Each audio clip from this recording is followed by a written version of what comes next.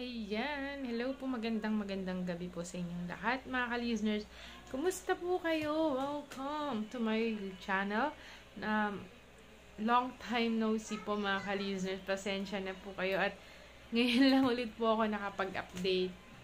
Sobrang busy. Ayan, live update muna po tayo. So, napaka-busy ko nung October, grabe. Grabe talaga, as in 4 days lang ang naging day off ko po mga ka-listeners. Linggo lang. Kasi nagpapasalamat po ako sa Panginoong Diyos dahil po ako po ay pinagkalooban niyang muli na makabalik po ako sa ospital bilang isang nurse ulit, OR nurse. So, ito October talaga, full pack yung schedule ko. Kaya medyo nabitin or natagalan po muli ako makapag-upload. Kaya pasensya na po mga ka-listeners. Sana ay pagpasensyahan niyo na po. And shout out po pala sa aking asawa dahil kahit papano ay hindi ako nahirapan sapagkat siya po yung laging nagpe-prepare ng baon ko, naglalaban ng mga damit ko, pang duty. Grabe. Thank you so much po talaga. Napaka-blessed ko po dahil tinutulungan at inaalalayan niya po ako. Ayan. Kasi kung hindi, grabe. Nagkaroon po kasi ng training sa church po namin ng mga almost 9 days po. So, talaga yung natitirang mga araw is talagang iginuti ko po yun. And kaya wala talaga akong day off. Kaya talagang naging busy, abala. Kaya papansin nyo, wala akong masyadong upload mga ka-listeners. And yun nga lang mga ka-listeners, isang kalungkutan kasi yung aking asawa si Aaron ay high blood. Okay? Hindi ko siya napabayaan ko yung kanyang pagpa-follow up check-up, yung kanyang pagpa-follow up na inumin niya yung kanyang gamot, pero dapat talaga siya yung kusa niyang gagawin yun. Yun nga. Last year, 2023 po, is diagnosed po siya ng may high blood. Ang taas po ng cholesterol niya. So, naapektuhan na po talaga yung pagsasama namin. Kasi ito recently lang lagi masama yung pakiramdam niya. Okay. Lagi siyang, parang walang ganang kumilos. Tapos ang BP niya, hindi na bumababa, mga ka-listeners. Nasa 180 over 110. Laging ganun. So, talagang gumawa na ako ng paraan para madala siya kanina. And ngayong November 2, talagang salamat naman po talaga at nagka-day off ako noon. Nadala ko siya ngayon. Dahil may day off ako, ngayon, kanina lang, gabi, dinala ko siya sa clinic.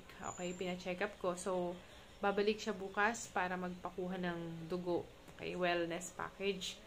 Ang papakuha niya, so, ihe, dugo, lahat na. Creatinine, uric acid, pati na yung kanyang liver enzymes, pati na yung cholesterol level, papakuha niya bukas. Tapos, magpa-fasting siya mamaya. Kaya kailangan talaga gabayan ko siya kasi alam niyo yung high blood talaga mga listeners, yan, tridor na sakit yan. Nakawa nga ako sa asawa ko kasi both magulang, nanay, tatay is talagang namatay dahil sa stroke. Kaya wala siya magagawa. Pwede niya mamana yun. Kaya gusto ko siyang tulungan. Gagawin ko ang lahat para talagang makapag-comply siya dun sa gamot. Nilistahan na po siya kanina ng pampababa ng BP tsaka cholesterol.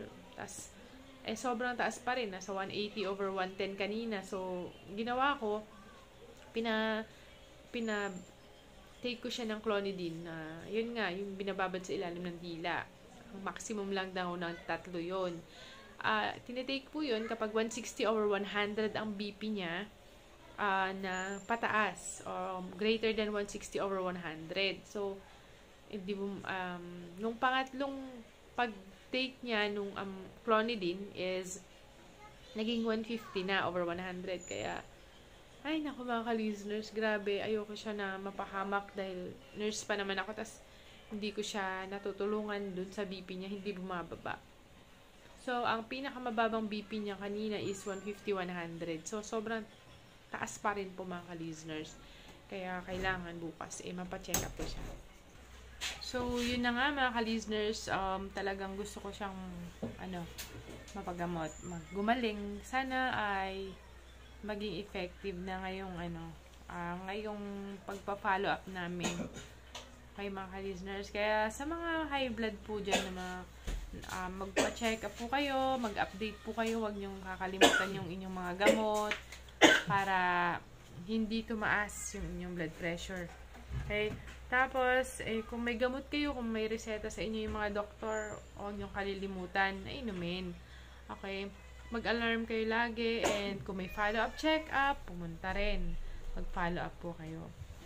So, ayan, yun lang po muna ang update mga ka-listeners. Ayun,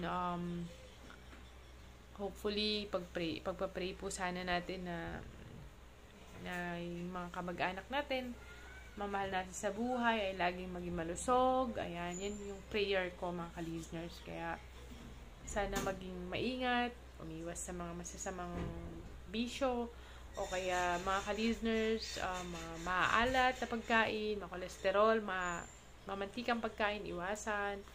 Okay, sana ay maging healthy po tayong lahat mga ka-listeners. Ayun, hanggang dun lang po muna ang update ko.